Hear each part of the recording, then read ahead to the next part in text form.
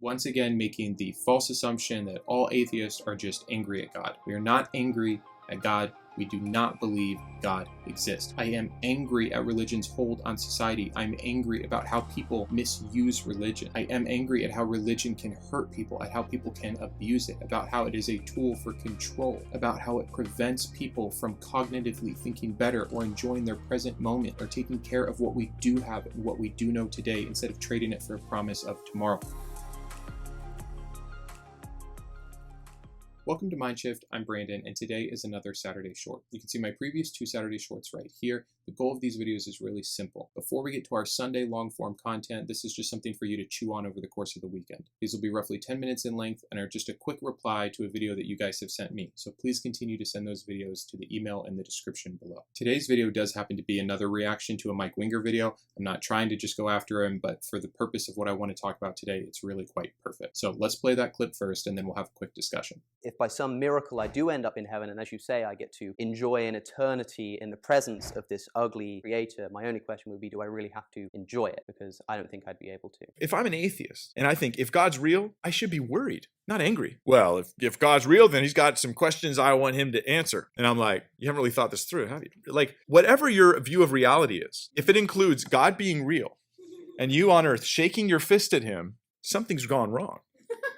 Like, there's something terribly unwise about this whole posture. I should be concerned. There's something I'm missing. There's some area where I'm so missing the boat that I'm in grave danger. Okay, first of all, that little image of him that sweeps in and says incoming response, that's a pretty cool way to do a reaction video, and I'm probably going to steal it. Other than that, though, was this video hard for you guys to watch? It's a little bit cringy. I don't know if it's the laughing in the background or the snarky way that he portrays atheists, etc., but I'm going to try not to stoop to that level. The argument that I really have here is his concept of why someone would believe. And who he's reacting to there is Alex O'Connor from Cosmic Skeptic. You might remember him from the video I did when Cosmic Skeptic talked to Trent Horn, and we handled Trent Horn's horrible response about slavery. But Alex is making a case there that many atheists, including myself, have said, and that's that if there is a God, and we are wrong about this, it's still a terrifying thought that we would have to go to heaven. The only reason heaven, I think, seems so appealing is in its contrast to hell. If I had to pick between the two and they were both real, I of course would want to go to heaven. But having my free will robbed of me in a place that is supposedly perfect, while either denying the fact or being blinded of the fact that many people I love and know are not there, and being forced to remain conscious for eternity, which is a concept I don't think many people have really thought through.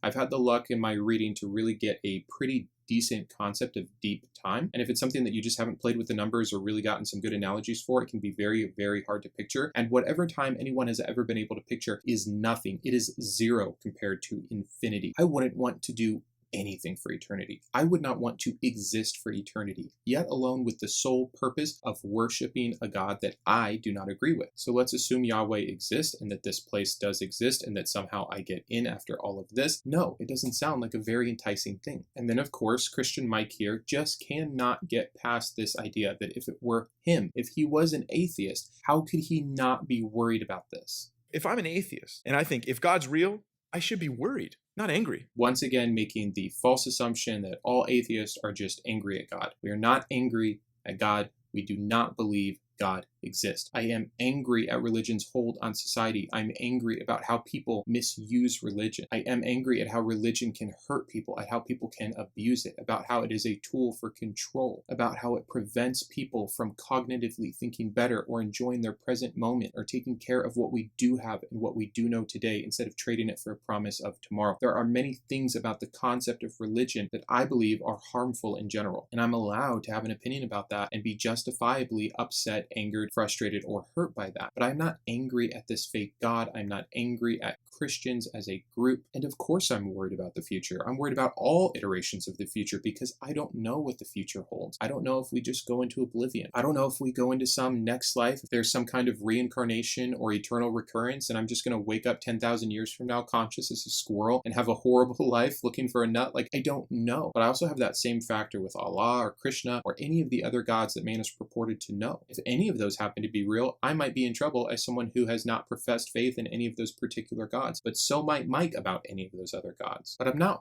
worried enough. I don't have good enough reason to believe that any of those are possible, or that I have any influence over some of those other outcomes to just sit here and fret, or to make my decisions based off of it, which I think is what Mike thinks we should be doing. Which leads me to a bigger question that we'll get to at the end of this video. But the next thing that Mike says is really strange. Whatever your view of reality is, if it includes God being real and you on earth shaking your fist at him, something's gone wrong.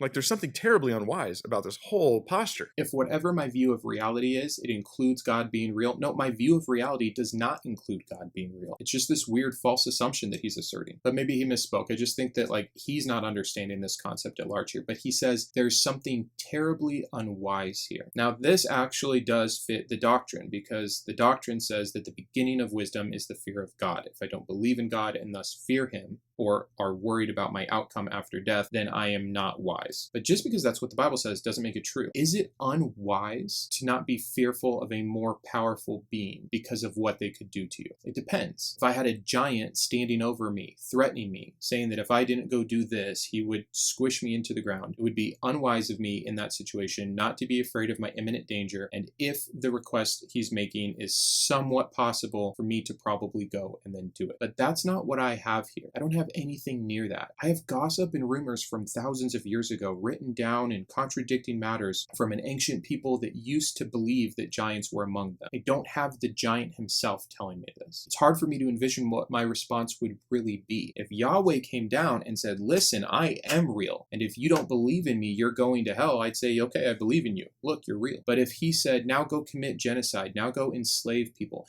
now go and tell people that I am a good God, or you'll go to hell, I don't know that I could do that. And I think that's what atheists are really saying when they're shaking their fist at God and saying, well, you've got some things to answer for. It's not that we believe a higher power would actually owe us an explanation. It's that there's so much immorality and contradiction from the supposed higher power that if we did end up being wrong, we would be left with only questions. And that hopefully we would be consistent enough in our convictions to say, okay, I'm forced to admit you're real, but why should I have worshipped you? And why should the evidence that you provided me have been sufficient enough? Those are the questions, not the fish shaking anything else. It's just the, okay, some of it was true, but how did I get to the rest? The other thing about that concept, because now that I'm remembering, he said, shaking your fist at him standing on earth. I don't know any atheist that is doing this. And I get this in the comments so many times, Brandon, surely you know there's a real God. You're obviously rejecting him out of some sense of anger or self-righteousness. No, I have no reason to believe that Yahweh is real. I am not shaking my fist in anger at God. Nothing of the sort. I don't believe there's anything to shake my fist at. That's it. It's really that simple. I should be concerned. There's something I'm missing. There's some area where I'm so missing the boat that I'm in grave danger. It ends by him saying that if he's missing the boat, he's in grave danger and he should be paying more attention here. Again, this whole thing doesn't really work because it's talking out of two sides of the mouth. If I'm an atheist that somehow believes that there's a potential God, then why am I doing this thing incorrectly? Well, atheists don't believe that there's a God, so they're not doing that thing incorrectly under those circumstances. But in the confines of what he's saying here, what I hear, what the message that's coming through loud and clear to me is that Mike in part believes because he is afraid of what will happen if he doesn't. Is this what any good God would want? And I know this is a really simple question, but have you really considered this? I don't believe that everyone just believes in God because of his goodness or because of the evidence of his truth. I think this hell thing plays a huge part into it. And if it doesn't, then why do people like Mike drive this point into the ground all the time? We may have gotten away from some of the old school fire and brimstone teaching, but if you don't think that there's this huge undercurrent, this layer of or else in people's ministries, in their evangelism, in how they convert the unbeliever. I mean, what is the gospel message? It's forgiveness and love because you're such a sinful, messed up creature. Your sin is doing something that's getting in the way of something better and will put you towards something worse. So if you don't want the worse and you do want the better, and they might lead with the better, they might lead with the love, the forgiveness, and the heaven, instead of how it used to be leading with what your sin will do to you. But it doesn't change the facts that there is no positive without this negative. So regardless of your concept of hell, if that is part of your teaching and your preaching, then you are still utilizing that stick instead of just the carrot to gain converts, to keep people in the faith, to keep people coming back each Sunday, to keep them giving their tithes and offerings. There is a fear of the Lord that is so important to the Christian doctrine. And that's really as much as I wanted to say about it today. I just wanted to see what you guys thought about it and say this for myself anecdotally, that fear was not an initial reason to believe, but was an absolute integral part to why I stayed as long as I stayed and fought and dealt with this as much as I did. Food for thought for you today. I'd love to hear your responses in the comments below. I've got a nice video for you tomorrow, so stay tuned for that. And as always, keep